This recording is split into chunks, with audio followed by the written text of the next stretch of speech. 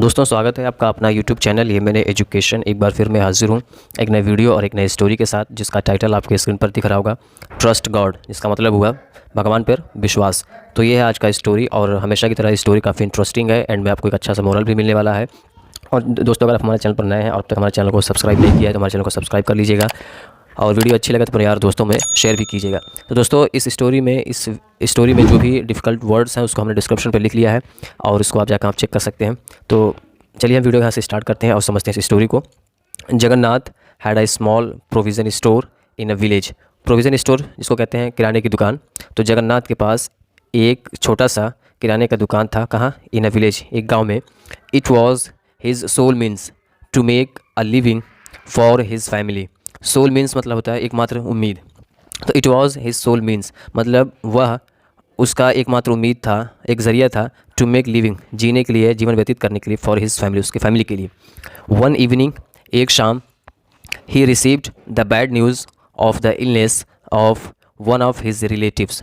One of his relatives means होता है अपने किसी एक रिश्तेदार का, अपने एक रिश्तेदार का। तो उसे मिला, क्या मिला? बैड न्यूज़ मिला। किस चीज़ का? ऑफ द इलनेस, बीमारी का।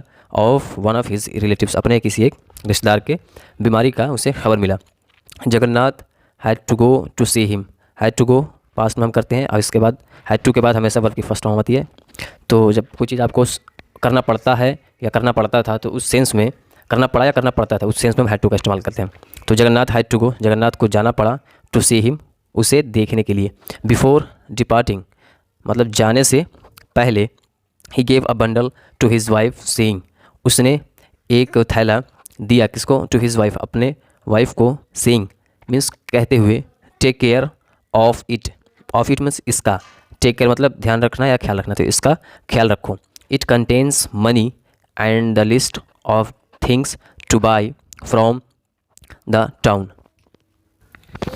कंटेंस का इस्तेमाल हम तब करते हैं जब किसी चीज़ में कोई चीज़ शामिल होती है या किसी चीज़ में कोई चीज़ होती है। तो इट कंटेंस मनी, इसमें पैसे, और द लिस्ट ऑफ थिंग्स मतलब चीज़ों की लिस्ट है, टू बाय खरीदने के लिए, फ्रॉम द टाउन शहर से।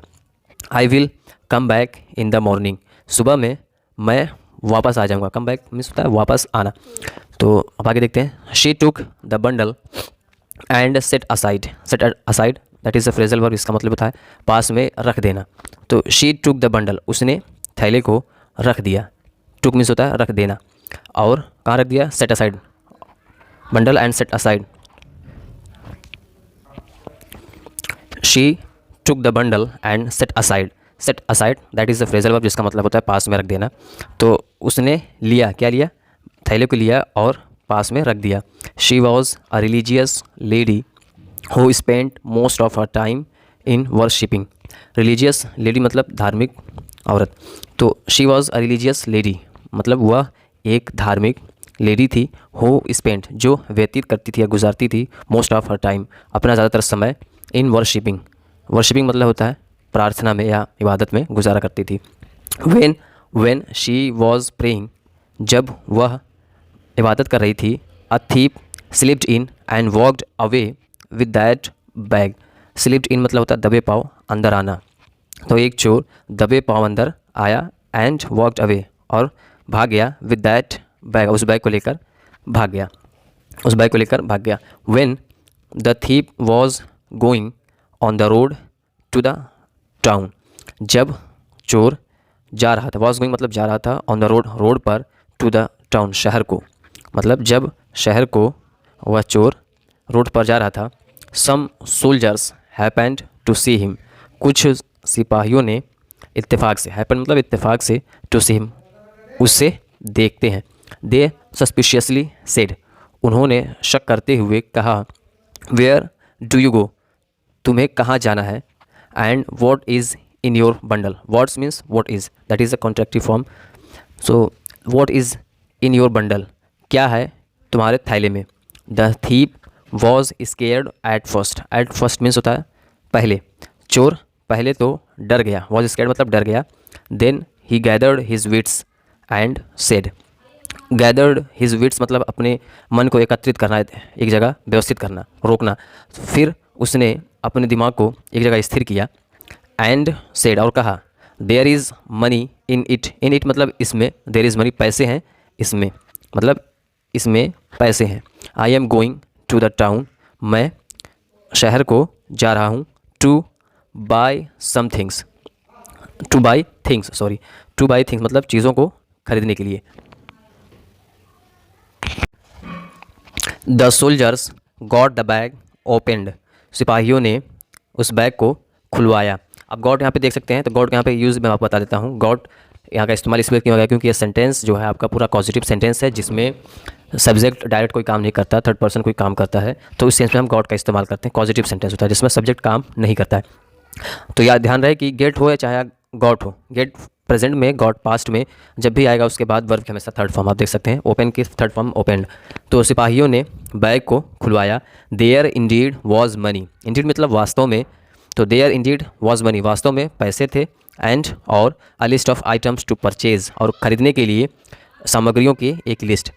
The list had the names of the wholesale shop in the town, उस लिस्ट में, उस सूची में शहर के होलसेल दुकानदार का नाम था। The soldiers new the shop, सिपाही उस शॉप को, दुकान को जानते थे। ही रिमार्क्ड, उसने पूछा, so you are going to the shop of Ram Gopal, उसने पूछा सो इसलिए, तो मतलब सॉरी, सो मतलब तो, you are going to the shop of Ram Gopal, तो आप राम गोपाल के दुकान को जा रहे हो। I will come along with you, come along with मतलब होता है के साथ चलना, तो I will come along with you, मैं तुम्हारे साथ चलूँगा। The thief had to go with them, उस चोर को उन लोगों के साथ जाना पड़ा। बताया था मैंने आपको कि हैड टू, जब कोई आपको चीज़ करनी पड़ी या करना पड़ता था तो इस सेंस में हैड टू का इस्तेमाल करते हैं। He had no other option, उसके पास कोई अदर ऑप्शन मतलब कोई दूसरा ऑप्शन नहीं था। एट द शॉप, दुकान पर, the soldier handed the list to Ram Gopal, सिपाही ने, हैंडेड मतलब होता है सौंप देना या देना, ये एज अ मेन वर्ब इस्तेमाल किया गया है, या यहाँ पे आप गिव भी कह सकते हैं और हैंड भी कह सकते हैं। तो यहाँ पे हैंड का इस्तेमाल किया गया है। तो सोल्जर ने दिया, क्या दिया, द लिस्ट को दिया, किसको, टू राम गोपाल को। The thief had to surrender the money to, चोर ने हैड टू सरेंडर, दे दिया। सरेंडर मतलब होता है, जब होता है कि किसी केस में आप फंसे होते हैं, जैसे आपने केस देखा होगा तो सरेंडर कर दिया, तो इस सेंस में जब वो फंसा हुआ था तो इस सेंस में यहाँ पे सरेंडर का इस्तेमाल किया गया है। क्योंकि अगर नॉर्मली अगर देता तो गिव का इस्तेमाल करते या चाहे जो हैंडेड का इस्तेमाल करते, लेकिन वहाँ पे वो एक केस में फंसा हुआ था, उसने कुछ गलत किया था, तो इसलिए यहाँ पे गिव और हैंडेड का इस्तेमाल नहीं किया गया, सरेंडर का इस्तेमाल किया गया। तो the thief had to surrender the money to, चोर को पैसे भी देने पड़े। ठीक। The wholesaler read the list, wholesaler ने मतलब थोक विक्रेता ने, रीड द लिस्ट को पढ़ता है। एंड कैलकुलेटेड द प्राइस, कीमतों को जोड़ता है। एंड काउंटेड द मनी, और पैसे को गिनता है। ही सेड, उसने कहा, ओके ठीक है, इट्स करेक्ट ठीक है, it's from good old Jagannath, it's from good old Jagannath, जिसका मतलब हुआ यह बूढ़े जगन्नाथ या भले बूढ़े जगन्नाथ की तरफ से है। फ्रॉम का इस्तेमाल की तरफ से भी है, इसका अपने उसको, इसका जो मीनिंग आप इस पर गूगल पर आप चेक कर सकते हैं। तो I will send the supplies to his shop, मैं उसके दुकान पर सप्लाई को भेज दूंगा। मीनवाइल, इसी बीच Jagannath return home in the morning, इसी बीच जगन्नाथ घर वापस आया इन द मॉर्निंग, सुबह में।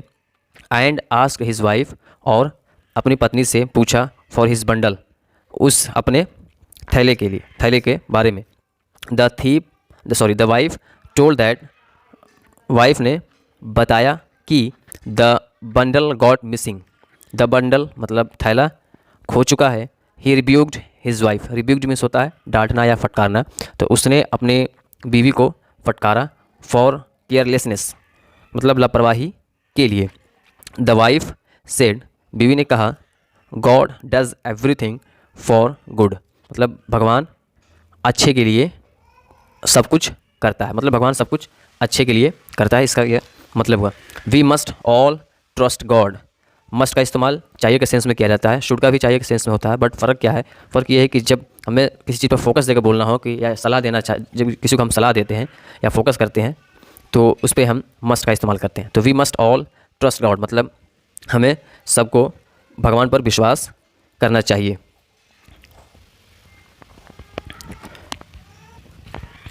फ्रेटिंग एंड कॉसिंग, तिलमिलाते हुए और शराबते हुए, ही लेफ्ट फॉर हिज शॉप, वह अपनी दुकान के लिए चला गया।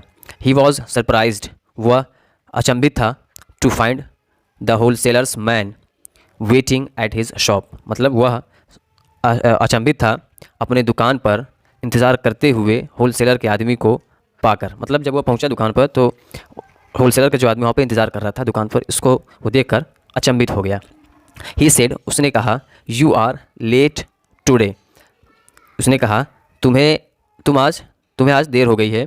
आई have been waiting for you for half an hour. अब देखिए यहाँ पे इंतज़ार कर रहा है तो इस पर एक टाइम बता रहा है, हाफ एन आवर मतलब करीब आधे घंटे से इंतज़ार कर रहा है, तो एक ड्यूरेशन बता रहा है। तो इस सेंस में हम हैव के बाद बीन का इस्तेमाल करते हैं। तो प्रेजेंट में हैव बीन और पास्ट के लिए आई हैड बीन इस्तेमाल करेंगे, हैड बीन और हैव बीन। तो आई हैव बीन वेटिंग, मैं इंतज़ार कर रहा हूँ, फॉर यू, आपका, फॉर हाफ एन आवर मतलब आधे घंटे से, with the goods, goods means होता है सामान, इसका मतलब होता है सामान। तो सामान के साथ मैं आपका इंतज़ार कर रहा हूँ, क्या, आधे घंटे से। There was a big heap of goods that he had listed, there was a big heap मतलब एक बड़ा बोझ था सामानों का, जो ही हैड लिस्टेड, जो उसने सूची बनाई थी। लिस्टेड होता है कि एक लिस्ट मीन्स होता है एक नाउन के तौर पे इस्तेमाल किया गया लिस्ट, लेकिन यहाँ पे एज अ वर्ब इस्तेमाल किया गया है। तो जैसे कि आपको पता है कि पास्ट परफेक्ट टेंस में जो वर्ब आती है मेन वर्ब उस थर्ड फॉर्म में होती है। तो यहाँ पे आप देख सकते हैं थर्ड फॉर्म है लिस्टेड, तो उसने सूची बनाई थी या सूचीबद्ध किया था। And it was all correct, और वो सभी सही थे। He said to the man, उसने उस आदमी से कहा, how did you bring the goods here, मतलब तुमने कैसे चीज़ों को यहाँ लाया है। डिड ये आपका पास्ट इंडेफिनिट में है, तो इसके बाद जो भी आपका वर्ब आता है तो फर्स्ट फॉर्म में ना हो, सेकंड फॉर्म में ना होकर फर्स्ट फॉर्म में हो जाता है। तो ये आपका इंटरोगेटिव है, डब्ल्यूएस फैमिली का क्वेश्चन है, डब्ल्यूएस फैमिली का जो सेंटेंस है, तो इसमें डब्ल्यूएस फैमिली पहले, उसके बाद फिर वर्ब आता है, फिर आपका मेन वर्ब। तो इन अ ब्लॉक कार्ट मतलब एक बैलगाड़ी में, जिसका होता है ब्लॉक कार्ट मीन्स होता है बैलगाड़ी, तो एक बैलगाड़ी में। इज़ दैट अ वंडर, इसका मतलब हुआ क्या कोई हैरानी की बात है, वंडर मतलब हैरानी की बात।